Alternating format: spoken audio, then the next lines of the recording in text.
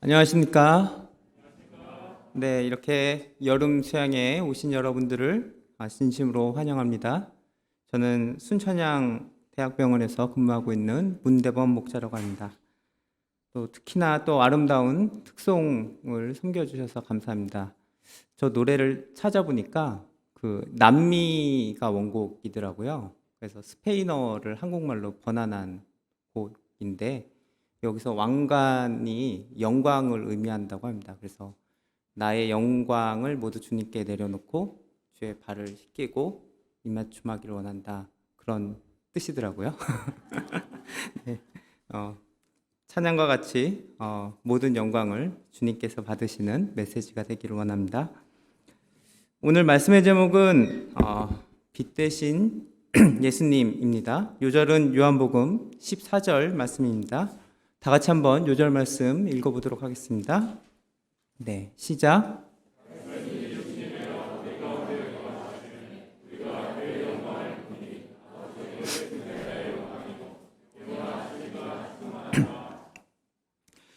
오늘 말씀은 철학적이고 좀 어려운 면이 있어서 수양회에는 잘 나오지 않는 말씀입니다.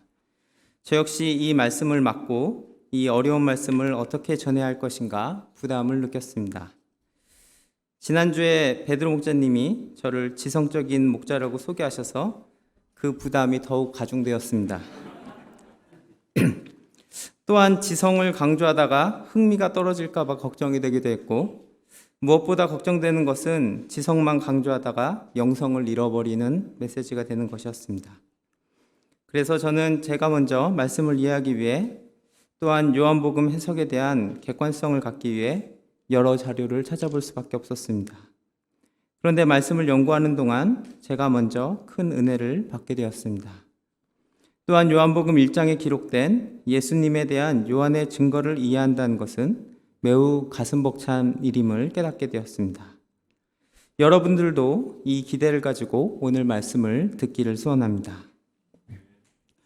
우리는 코로나19로 인하여 전무후무한 고난의 시대요, 어둠의 시대를 살고 있습니다.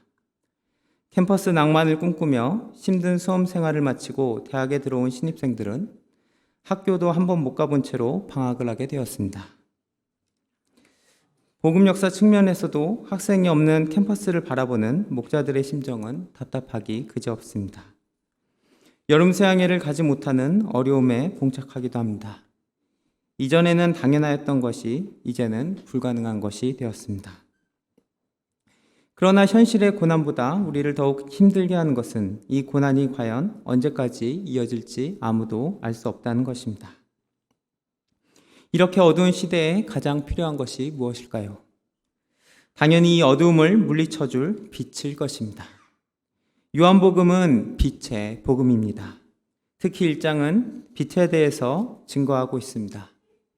이렇게 깊은 어둠 속에 시대를 사는 우리에게 가장 필요한 말씀입니다.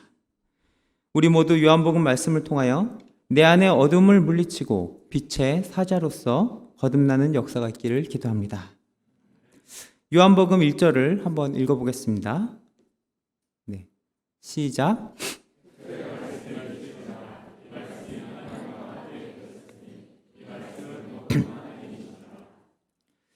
참 읽어도 무슨 뜻인지 잘 이해가 가지 않는 말씀입니다. 요한은 왜 시작부터 이렇게 어려운 문장을 써서 독자의 흥미를 떨어뜨리는 것입니까? 보통 글을 쓸 때 첫 문장은 더욱 깊이 고민하고 씁니다.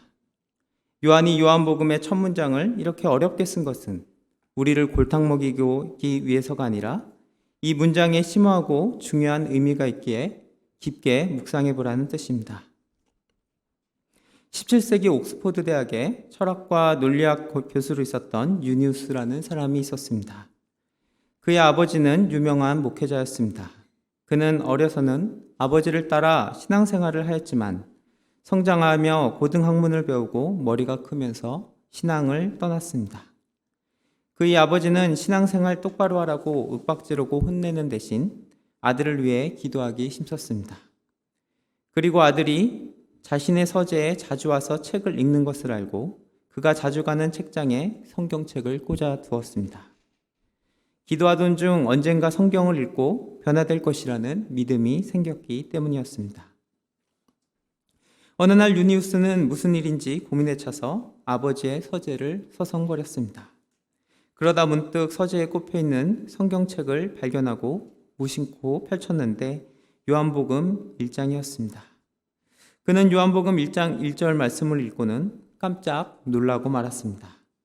그는 철학자요 논리학자였기 때문에 논증에 대해 알아보는 식견이 있었습니다. 그런데 요한복음 1장 1절을 보니 논증의 기본이라고 할 수 있는 3단 논법을 가진 문장이었고 군더더기 없이 간결하면서도 힘 있는 훌륭한 논증이었습니다. 성경에 이런 말씀이 있었나 놀라며 다시 읽어보았는데 그 말씀이 마음에 무언가 큰 울림을 주었습니다. 태초에 말씀이 계시니라. 이 말씀이 하나님과 함께 계셨으니 이 말씀은 곧 하나님이시니라. 그는 요한복음 1장 1절을 읽은 후 책을 덮고 서재를 나가는데 머릿속에 계속 이 말씀이 맴돌았다고 합니다.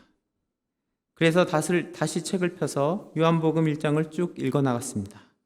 그랬더니 그에게 뭐라고 형언할 수 없는 감동과 흥분, 가슴 떨림이 생겼는데 잠도 오지를 않고 며칠이 지나도 진정이 되지가 않았다고 합니다. 그리고 견딜 수가 없어진 그는 마침내 변화되어 예수님을 구주로 영접하였고 후에 목회자가 되어 기독교 백과사전에 실릴 정도로 기독교 역사에 한 획을 긋는 사람이 되었습니다. 그렇다면 1장 1절 말씀의 의미는 무엇입니까? 먼저 태초에 말씀이 계시니라로 시작합니다. 여기서 말씀이란 무엇입니까? 말씀은 로고스로 이것은 좁게는 언어, 논리를 뜻하는 말로 본문에 나오는 말씀으로 해석될 수 있습니다. 그러나 당시 시대에는 좀 더 넓고 깊은 의미로 쓰였던 말입니다. 사도 요한이 에베소에서 자신의 노년을 보내면서 설교와 가르침에 몰두할 당시 기독교는 급속도로 전 세계에 전파되고 있었습니다. 수많은 이방인들이 기독교인으로 흡수되었으며 이방인들의 의식구조와 문화들을 고려하여 복음을 전할 필요성을 깨닫게 되었습니다. 왜냐하면 유대인들의 독특한 종교관념과 사상을 가지고는 이들을 전도하기 어려웠기 때문이었습니다. 요한은 당시 이방인들에게 보편화되어 있던 헬라적 사고관념을 고려하여 심오한 진리를 소개하고자 했습니다. 기원전 3세기 아리스토텔레스의 제자이기로 했던 알렉산더 대왕은 온 세상을 헬라화시켜야 한다는 분명한 목적을 가지고 세상을 정복했고 이로 인해 헬라 사상은 온 세상에 널리 퍼져 있었습니다. 플라톤 등 많은 사람이 주장했고 헬라 철학의 중심 사상인 스토아주의에서 이 로고스는 그 핵심을 이룹니다. 로고스란 우주를 지배하는 궁극적인 통일 원리로 우주이성 또는 세계이성이라는 뜻입니다. 헬라인들은 사유의 힘으로 이 세상을 움직이는 신적인 존재, 즉 로고스가 있음을 알아낸 것입니다. 로마서 1장 20절은 말합니다. 창세로부터 그의 보이지 아니하는 것들, 곧 그의 영원하신 능력과 신성이 그가 만드신 만물에 분명히 보여 알려졌나니 그러므로 그들이 핑계하지 못할지니라. 세상을 자세히 바라보고 사유하면 우리는 만물 속에 부여진 어떤 초월적인 이성, 즉 조물주의 존재를 어렴풋이 알 수 있습니다. 저는 병리학 교수로서 인간의 병에 대해 탐구하는 것이 저의 직업입니다. 그런데 다양하고도 복잡한 병에 대해 연구하다 보면 이 정교한 인간을 움직이는 로고스에 대해 생각을 하게 됩니다. 그러나 사유의 힘으로 알아낸 로고스의 존재는 명확한 한계가 있습니다. 로고스란 존재가 있다는 것까지 깨닫게 될 뿐 그 존재가 무엇인지 알지 못합니다. 그런데 성경은 이 로고스가 즉 예수님임을 분명히 알려줍니다. 14절을 보면 말씀이 육신이 되어 우리 가운데 거하심에 라고 말씀합니다. 이는 말씀 즉 로고스가 성육신하신 예수님임을 명확히 드러낸 것입니다. 진리를 탐구하지만 진리를 알지 못해 방황하던 사람들에게 이 말씀은 매우 놀라운 말씀입니다. 그렇다면 이 로고스는 즉 예수님은 어떠한 존재이십니까? 그는 태초부터 하나님과 같이 계셨습니다. 함께 있다는 것은 곧 그 사람의 정체성을 말해줍니다. 사람이 매일 함께 지나는 가족, 친구는 곧 그 사람이 어떤 사람인가를 말해줍니다. 또한 함께 있다는 것은 하나의 존재가 아니라 각각으로 구별된 별개의 존재라는 것입니다. 그런데 영원히 함께 있을 수 있는 것은 또한 동일한 존재밖에 없습니다. 참 모순된 말입니다. 이는 즉 삼위일체를 말합니다. 말씀이신 성자는 성부와 함께 계시고 동시에 동일한 분이십니다. 예수님은 나와 아버지는 하나이니라고 하셨고, 나를 본 자는 아버지를 보았고 내가 아버지 안에 거하고 아버지께서 내 안에 계시다고 하셨습니다. 성부와 성자는 삼위일체에 있어 두 개의 구별된 존재이지만 함께 동등하고 함께 영원하며 본질상 하나이고 연합되어 있어 결코 나눌 수 없습니다. 두 하나님이 아니라 오직 한 하나님만 존재하십니다. 성부가 하나님이신 것처럼 성자도 하나님이십니다. 즉 요한복음 1장 1절은 너희가 말하는 우주를 지배하는 궁극적인 통일 원리는 바로 예수님이신데, 이 예수님은 하나님과 다른 존재이시지만 또한 같은 존재인 삼위일체의 하나님이시다라는 말씀입니다. 예수님을 로고스라고 표현한 것은 분명 성령의 인도하심이었습니다. 헬라 철학을 접한 당시 사람들은 예수님의 존재를 한 번에 이해할 수 있었던 것입니다. 하나님을 어떤 단어로 표현하는가는 관념과 직결되기 때문에 믿음에도 중요한 역할을 합니다. 저는 일본어에 대해 전혀 모르지만 일본에서는 하나님을 가미사마라고 지칭한다고 합니다. 그런데 이 가미사마라는 말은 일본의 왕에게도 쓰이고 또는 여러 귀신을 지칭하는 말로도 쓰인다고 합니다. 그래서 일본인들은 유일하시며 창조주이신 하나님의 존재를 깨닫는데 더욱 어렵다고 합니다. 반면에 우리나라는 하나님이라는 좋은 말이 있습니다. 이 말을 듣는 순간 하나님은 유일무이하신 존재라는 것이 관념적으로 깨닫게 됩니다. 마찬가지로 로고스라는 단어는 창조주시오, 세상의 주관자 되시는 예수님의 존재를 분명히 깨닫게 하여 줍니다. 3절을 다 같이 한번 읽어보겠습니다. 네, 시작.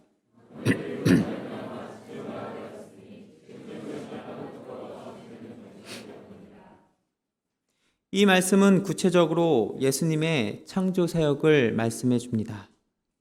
1절에서 3절은 예수님이 누구신가에 말하고 있는데, 이 예수님은 생명의 근원 되시고 창조주가 되십니다. 요한복음의 독특성은 예수님을 창조주 하나님으로 선포한다는 것입니다. 이것이 예수님의 본래 모습입니다. 이 예수님을 알 때 어떤 것에도 흔들리지 않습니다. 코로나로 인해 사람들에게 세상의 불확실성과 두려움이라는 문제가 더욱 커지게 되었습니다. 비단 코로나뿐 아니라 환경 문제, 기후 문제, 경제 문제, 안보 문제 등 수많은 위협이 우리를 두렵게 합니다. 우리는 어느 때보다 예측 불가능한 불확실성의 시대 가운데 살고 있습니다. 이럴 때 우리는 더욱 창조주 예수님에 대한 믿음을 확실히 해야 합니다. 예수님은 이 세상 만물의 창조자 되시며 또한 지금도 이 세상을 주관하시는 분이십니다. 이 세상 만물의 창조자를 알고 있고 그분이 나의 목자이신데 무엇이 두렵겠습니까? 4절을 다 같이 읽어보겠습니다. 시작.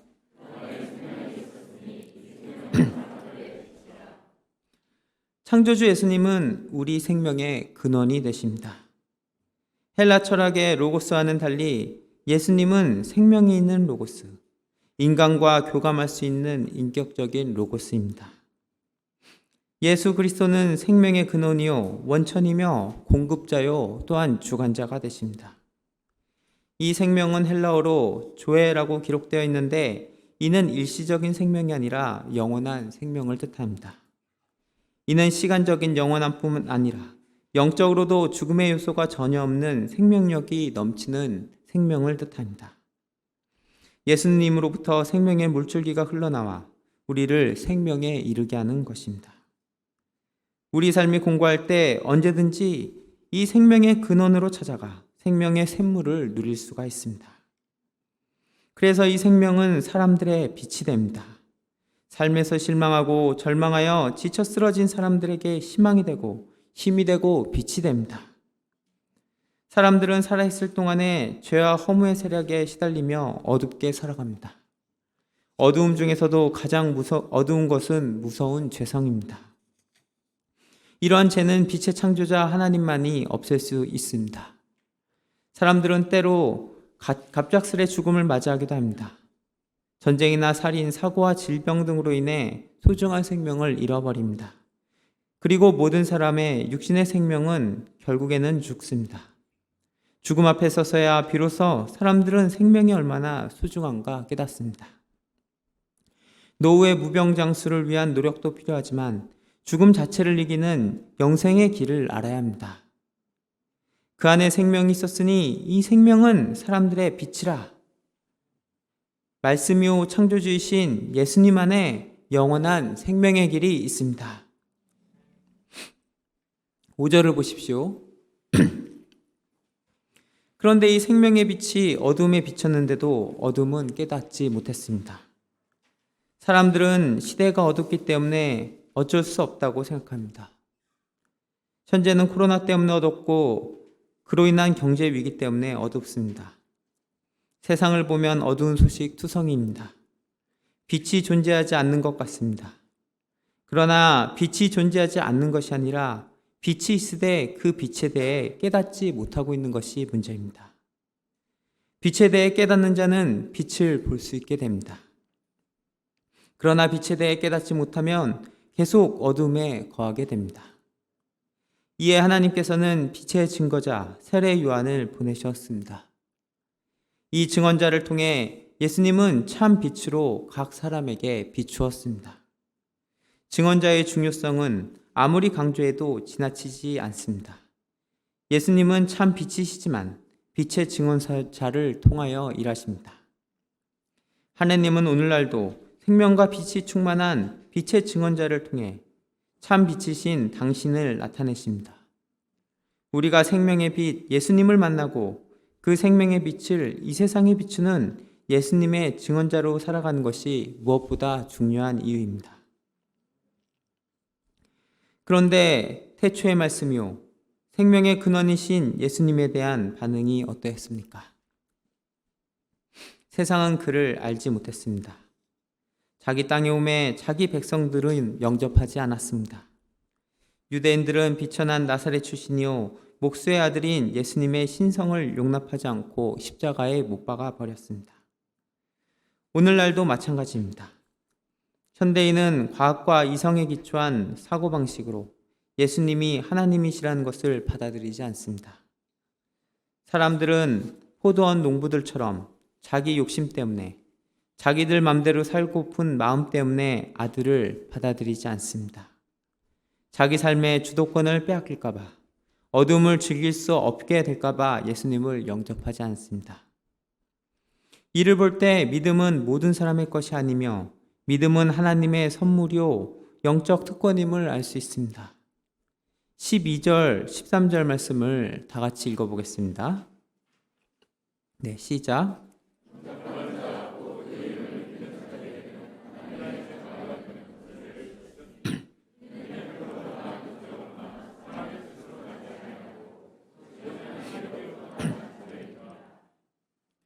하나님께서는 영접하는 자, 곧 그 이름을 믿는 자에게 당신의 자녀가 되는 권세를 주십니다.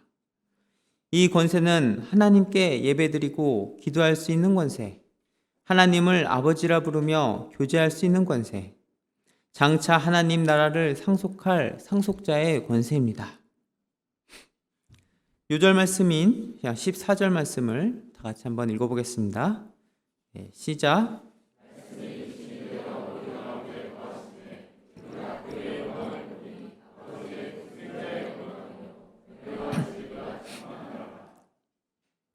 이것이 요한의 메시지의 핵심이었습니다. 영원전에 계셨던 말씀이신 예수님이 육신이 되어 우리 가운데 거하셨습니다. 그분에게는 아버지 독생자의 영광이 있었고 은혜와 진리가 충만하였습니다. 여기서는 특히 하나님의 영광이 강조되어 있습니다. 왜 하나님의 영광이 우리에게 중요할까요? 성경에는 하나님께서 친히 믿는 자에게 그 영광을 나타내신 적이 있습니다. 출애굽기 33장에 보면 하나님은 주의 영광을 보여주시기를 간구하는 모세에게 그 영광을 보여주시는 일이 나옵니다. 또한 마태복음 17장에서 예수님은 제자들과 산에 올라가 변화되사 영광스러운 모습을 보여주셨습니다. 이 영광의 모습을 보여주셨을 때는 모세나 예수님의 제자들이나 가장 힘들었던 때였습니다. 모세는 이스라엘 백성이 금송아지를 우상으로 만들고 범죄하여 주의 비전을 잃어버릴 만큼 힘들었을 때였습니다. 제자들은 예수님의 반복된 십자가 말씀에 제자 생활에 고민과 회의를 가지고 있었을 때였습니다. 우리에게도 무엇보다 주의 영광을 바라보는 것이 중요한 때가 있습니다. 이때는 온 세상이 어둠에 둘러싸인 것 같고 세상에서 어떤 희망도 보이는 것 같지 아니할 때입니다.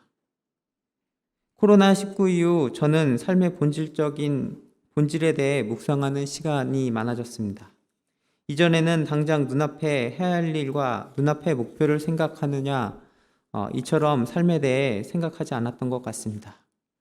그러나 코로나19를 겪으며 인간이란 존재의 본질과 삶이란 어떤 것일까 종종 생각을 하게 됩니다. 요즘 드는 생각은 삶은 영광을 쫓아 오르막길을 오르는 것 같다고 느껴집니다.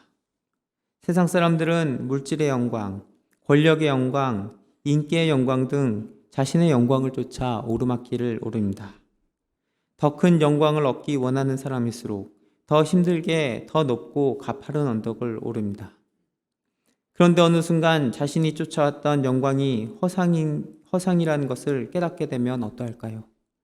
세상 사람들은 힘들게 올랐던 언덕의 끝이 죽음과 심판의 낭떠러지라는 것을 깨닫지 못합니다. 근래의 세상에서 유명하고 힘 있는 사람들이 비창한 결말을 자주 마주하게 됩니다.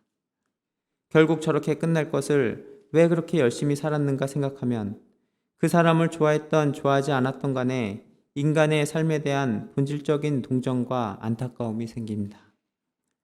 그러나 신자의 삶은 다릅니다. 신자는 하늘나라의 영광을 향해 오르막길을 오르는 사람들입니다. 때로는 그 언덕은 세상 사람들보다 더 가파르고 험난하여 매우 힘들기도 하고 세상 사람들은 이 오르막길의 끝에는 아무것도 없다고 비웃고 손가락질하기도 합니다. 그러나 우리는 알고 있습니다. 우리가 오르는 이 언덕의 끝은 마침내 하늘나라로 연결되어 있으며 마침내 예수님의 영광을 함께 누리게 된다는 것을. 그렇기 때문에 하나님의 영광은 곧 우리의 영광이 되고 궁극적인 삶의 목표가 됩니다. 우리는 이제 예수님의 영광을 말씀을 통해 볼 수 있습니다. 다음 주에 이어질 여름 서양의 강의를 통해 이 영광을 더욱 생생하게 느낄 수 있을 것입니다. 이 영광은 아버지의 독생자의 영광이요 은혜와 진리가 충만한 영광입니다. 영원한 창조주이신 말씀이 육신이 되어 이 땅에 온 성육신 사건은 예수님이 누구신가를 말해줍니다. 예수님은 육신이 되어 죄인들 가운데 거하셨습니다. 우리와 교제하시며 생명과 구원을 주시고 축복과 승리를 주는 임마누엘의 하나님이 되셨습니다. 우리가 몸을 맞대고 함께 호흡하고 눈에 보이고 손에 만져지는 분으로 가까이 오셨습니다. 이는 하나님의 놀라운 희생과 낮아짐의 결과입니다. 종의 형체를 입고 섬기며 십자가에 죽기까지 자기를 내어주신 사랑이요 은혜입니다. 또한 우리는 진리이신 예수님을 통해 하나님을 알게 되고 만물의 이치가 무엇인지, 세상의 시작과 끝이 어떠한지, 삶의 의미와 목적이 무엇인지 알게 됩니다. 그리고 아무리 큰 죄인이라도 십자가의 은혜로 죄사함을 받고 하나님의 자녀가 될 수 있다는 사실을 알게 됩니다. 영원한 말씀이신 창조주께서 육신을 입고 낮아져 우리의 생명이요 빛이요 목자가 되어주신 은혜와 사랑을 깊이 감사 찬송드립니다. 저는 1980년 이남중 차남으로 태어났습니다. 어린 시절 가난과 가정불화 그리고 학교 폭력에 시달리며 어둠 가운데 거할 때가 많이 있었습니다. 다행히도 어머니의 사랑과 헌신으로 비뚤어지지 않고 학업에 전념할 수 있었습니다. 저의 유년 시절 삶의 목표는 공부를 열심히 하여 좋은 대학에 들어가 부와 명예도 얻고 화목한 가정을 이루는 것이었습니다. 1998년 다행히 경희대 의대에 입학할 수 있었습니다. 대학에 들어와 처음에는 모든 것이 신기했고 캠퍼스의 낭만을 누리며 만족이 있을 듯 했습니다. 그러나 곧 인생의 허무와 무의미함에 시달렸고 삶의 의미를 깨닫지 못하여 우울증에 시달리기도 했습니다. 대학교 2학년 습관적으로 매주 교회에 나가고 있었지만 구원의 확신이 없고 성경에 대해서도 잘 모르는 것에 문제의식을 가지게 되었고 때마침 의학분업 데모로 한가해진 틈을 타 1:1 말씀 공부를 하게 되었습니다. 성경은 저에게 차츰 은혜와 진리를 깨닫게 해주었고 3학년 때 참석한 여름 수양회에서 큰 은혜를 받고 예수님을 따르는 삶을 살고자 결단하게 되었습니다. 그러나 예수님을 따르는 삶과 세상의 삶은 때마다 저를 갈등하게 하였습니다. 제가 과거 원하는 삶은 세상의 성공이었고 신앙생활은 적당히 하고자 했습니다. 그러나 성경 공부를 하면 할수록 적당히 신앙생활을 한다는 것이 성경의 진료하는 정면으로 대치된다는 것을 알게 되었습니다. 그리고 저의 본성과는 반대되는 희생과 헌신과 고난의 길, 즉 십자가의 예수님을 따르는 삶이 진리임을 알게 되었습니다. 성경대로 살아야 될 것인가 말 것인가를 두고 심각한 내적 고민이 찾아왔습니다. 이때 마태복음 6장 33절 먼저 그의 나라와 그의 의를 구하라 그리하면 이 모든 것을 너에게 더하시리라 말씀을 붙들고 한번 말씀대로 살아보기로 결단하기로 하였습니다. 말씀대로 사는 삶은 쉽지 않았습니다. 세상의 물질주의, 육신주의 세력 앞에 넘어질 뻔한 적이 한두 번이 아니었습니다. 그러나 주님은 때마다 저를 보호하시고 때로는 훈련하시며 저를 인도하여 주셨습니다. 인턴 수련을 하며 세상 세력에 빠져 있을 때는 도리어 레지던트 시험에서 떨어지게 하심으로 저의 교만을 깨졌고 병리과 수련 과정에서 건강 문제가 있을 때는 건강 문제로 하나님을 의지하게 하였습니다. 건강 문제로 나이심으로는 전공의 생활을 할 수 없었을 것 같았을 때 주님은 도리어 유한학술상 등으로 영광을 돌리게 하셨고 전공의 생활을 잘 마무리하게 하셨습니다. 이후 삼성 서울병원 전임의를 거쳐 가장 젊은 나이에 순천향의대 교수로 발령받게 하심으로 약할 때 강함되게 하신다는 말씀을 실제적으로 체험하게 하셨습니다. 순천향병원에서 일한 지 수년이 지나고 모든 것이 점차 안정되어 갔습니다. 가족들도 건강하고 자녀도 잘 자라고 경제적으로도 안정되어 갔습니다. 우연치 않게 좋은 조건으로 내 집 장만도 하게 되었습니다. 여기저기 국내 학회에서 초청 강의를 부탁받고 해외 학회에서도 초청받으며 세상에서 인정받는 보람을 느꼈습니다.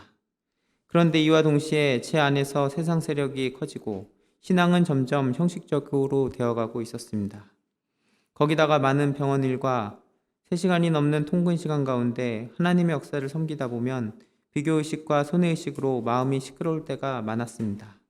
하나님의 구원의 은혜가 점점 희미해져 가는 듯 했습니다. 이렇게 마음이 점점 세상을 향해 가고 있을 때 재작년 주님은 과장과의 심각한 갈등을 통하여 저의 교만을 다시 한번 깨시고 다시 하나님만을 의지하게 도우셨습니다. 과장은 저의 승진 문제를 이용하여 저를 괴롭혔고 저는 직장을 잃을 수 있는 위기에 직면하게 되었습니다.